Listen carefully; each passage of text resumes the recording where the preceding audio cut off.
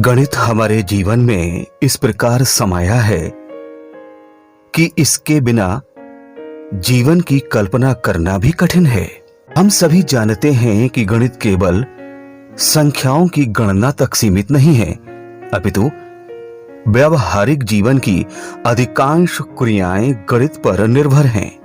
हम अपने दैनिक जीवन में जो भी कार्य करते हैं उन सब में कहीं ना कहीं गणित समाहित है। बच्चों में क्रय विक्रय द्वारा रुपए पैसों के लेन देन से तार्किक चिंतन करते हुए निष्कर्ष तक पहुंचने और निर्णय लेने की क्षमता विकसित होती है।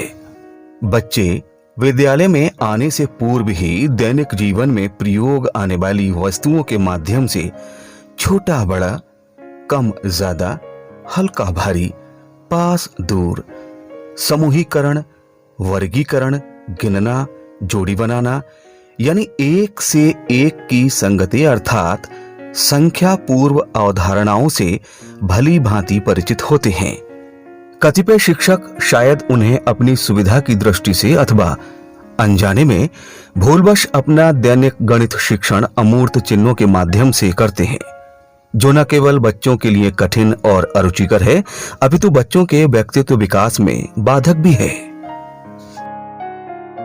बच्चों की शैशव अवस्था अत्यंत संवेदनशील और निर्णायक अवस्था होती है, जिसमें बच्चे तरह तरह की छोटी बड़ी चीजों से खेलते हैं, उन्हें जमाते हैं, बिगाड़ते हैं और फिर जमाते हैं। उनके इन्हीं खेलों से गणित सीखने की प्रक्रिया आरंभ होती है।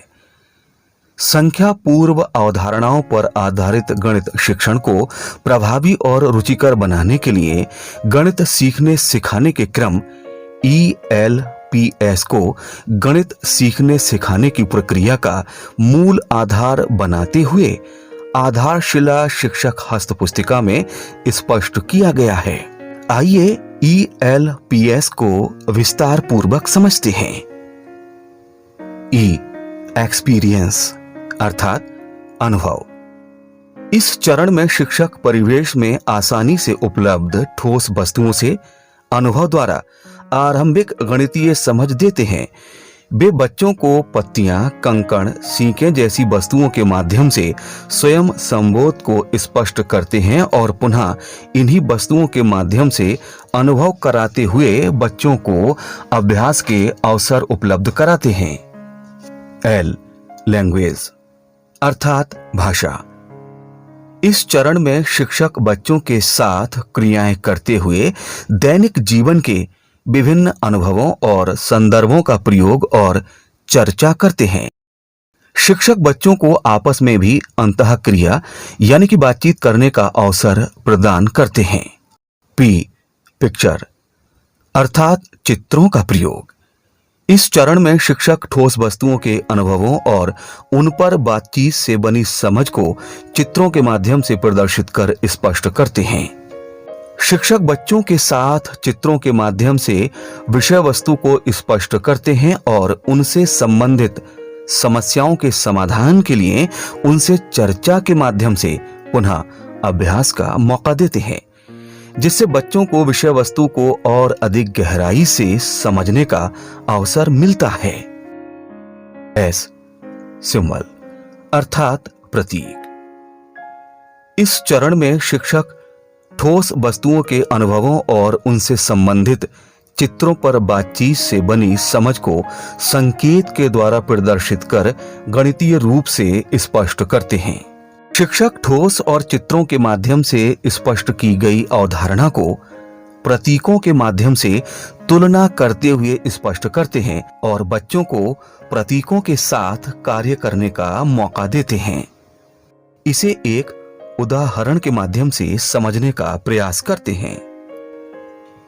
इस कक्षा में शिक्षिका स्ट्रा और तीलियों के माध्यम से बच्चों को गणित की अवधारणा समझाने का प्रयास कर रही है। साथ ही शिक्षक और बच्चों के मध्य आपसी संवाद भी हो रहा है, जिससे बच्चे गणितीय अवधारणा के प्रति अपनी समझ विकसित कर रहे हैं। बच्चे शिक्षिका के साथ स्वयं भी प्रक्रिया को दोहराने का प्रयास कर रहे हैं। वे जोड़ियों में कार्य करते हुए तीलियों द्वारा संख्याओं का बोध कर रहे हैं। यहाँ बच्चे उसी अवधारणा को चित्रों और प्रतीक चिन्हों के माध्यम से और अधिक बेहतर ढंग से समझने का प्रयास कर रहे हैं।